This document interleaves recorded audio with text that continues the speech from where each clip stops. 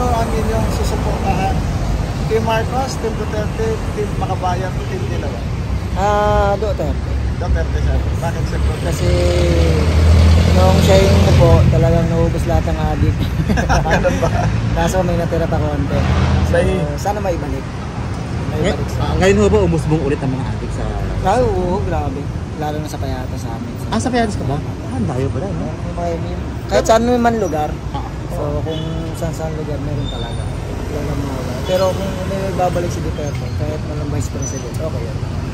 So hindi na siya pwede tumakbo ng vice president.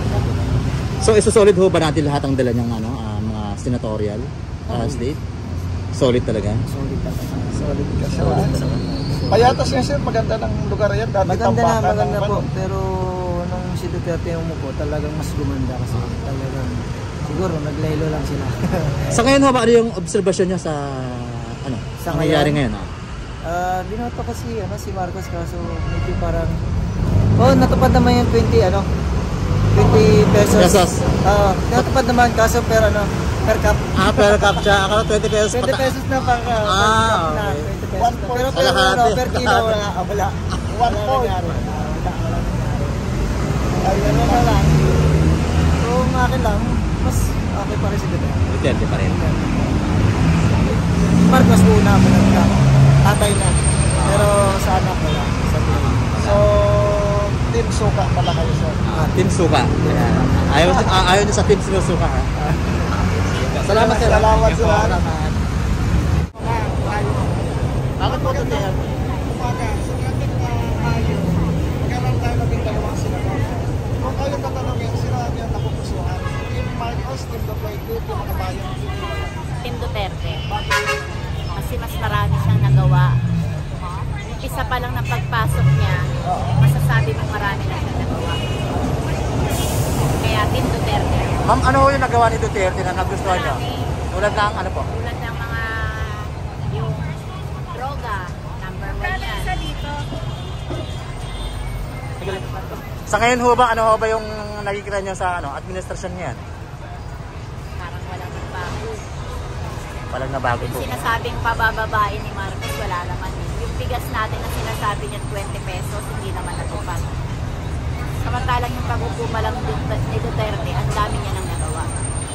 Yun ang masasabi ko kaya Duterte. Ano ho ba nagawa ni Marcos ngayon sa tingin nyo? Parang wala akong nakikita. Ano po naramdaman po natin? Wala. Lalong tumaas. Ganun po ba? Lalong tumaas. Hindi katulad yung kay Duterte, naramdaman mo may nagbago. Ayun yung masasabi. Salamat po. Thank you mama. Maraming salamat po. Senador, kung kayo po ang tatanungin, sino ang inyong susuportahan? Team Marcos, Team Duterte, Team Makabayan, Team Dilawan? Duterte. Bakit sa Duterte? Dahil maganda siya magbigay ng Mandato. utos. Utos. At lahat ko yung nakakasunod. Taga saan kayo sir? Binawanan po. Binawanan sir. Ano yan lang sir, papahayag na sir? Ayun lang masasabi niyo. So, salamat ha. Thank you, sir. Salamat. Sa darating na eleksyon, sa May 2025, maghalal tayo 12 senador. No? Kung kayo tatanungin, sino ang inyong napupusuan na suportahan? Team Marcos, Team Duterte, Team Makabayan, Team Dilawan. Sino po ang inyong napupusuan? Sa ngayon kasi sir, undecided pa ako. Kumbaga tinitimbang-timbang ko pa yung mga kandidato. Siyempre, kailangan nating isipin muna kung sino yung narapat na kasi yun ang mas malaking impact po kasi kung biglaan tayo magdidesisyon na hindi natin sigurado yung mga kandidato. Pero may mga karamihan naman po kasi magaganda yung mga nila, yung mga plataforma? Plataforma nila. Taga saan po kayo ma'am? Dito lang po ako sa Escoda sir. Kumbaga, ititimbangin ko muna sir. Wala pa bang namumuo sa nangyayari ngayon sa kasalukuyan? Kung sino ba talaga mas magaling mamuno, yung nakaraan ba o yung kasalukuyan? Parang lang kasi Sa ngayon kasi parang nag-ano pa ako. Tinitimbang-timbang ko. Sa ngayon ba, lalong bumuti ba ang kalagayan natin? Parang Ang sa naging ngayon worse? kasi ang hirap sir ng ano natin. Kalagayan natin. Oo, kalagayan. Sa ngayon? Lalo yung mga pagkain, lahat tumataas na. Ang hirap mag-budget yung 1,000 namin. Parang Diba? ang hirap na pagkasya. Magkano yung kilo ng baboy? Sobrang mahal po nung mga bilihin ngayon. Kumbaga, mas prepare ko yung nakaraan kasi parang sa safety lang Sa safety, ano? Sa safety lang sir, parang mas safe kung yung Sa gabi. sa gabi. Gumagala ka. Ngayon ang hirap na sir, Nakakatakot na nakakatakot na naman. Nag-iba na naman ba? Yung mga Parang taong ganun, sir. ano dyan? Oo sir. Parang mas secure tayo nung last Kanino? kay Duterte sir. Pero ngayon parang ang hirap na. Tama. Sige, maraming salamat po. Salamat, ma'am. Thank you. Sir, thank you po. Na eleksyon, no, maghalal tayo ng 12 senador. Kung kayo tatanungin, sino ang inyong napupusuan ang susuportahan na grupo? Team Marcos, Team Duterte, Team Makabayan, Team Dilawan, sir. Team Marcos. Team Marcos kayo, sir. Bakit sa Team Marcos, sir? Kasi alam naman natin yung nangyari sa Team Duterte, di ba? Kaya Team Marcos ako.